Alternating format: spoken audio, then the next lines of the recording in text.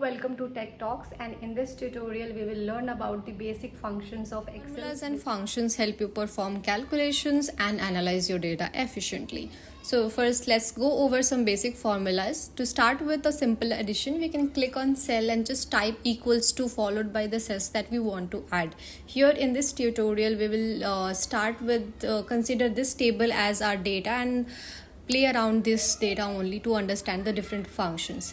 So here we want to, let's say, add the sale that happened in month of February and April. So we will select E6 and then put the plus sign and just select E8, and it will give you the total number of product that were sold in month February and April. So similarly we will do this for subtract. Say we want to see the difference between sale that happened in month of January and then in Feb. So let's select E5 minus E6. It will give you 78. So that shows that in January we had 78 more products sold comparatively.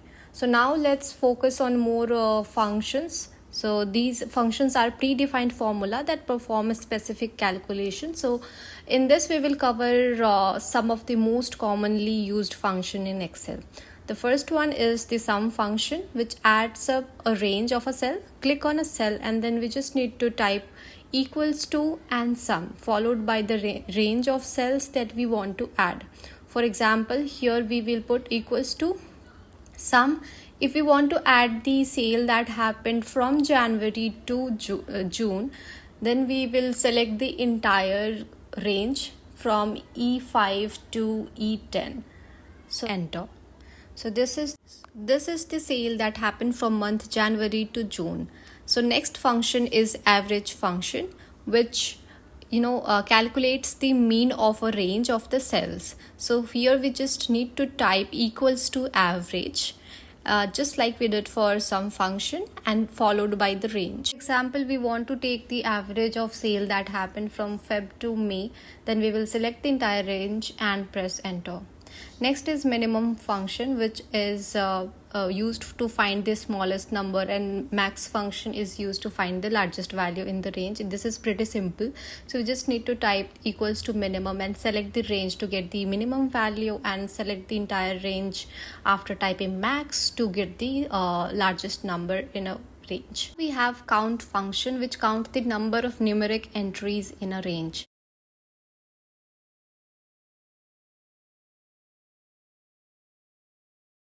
So here we just need to click equals to count, and from here we can select the entire row, and it will give you the number of numeric entries in that row.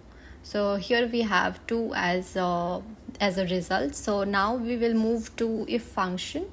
It tests a condition and returns one value if the condition is true and another value if it is false. So in this table we have product wise, month wise sales data.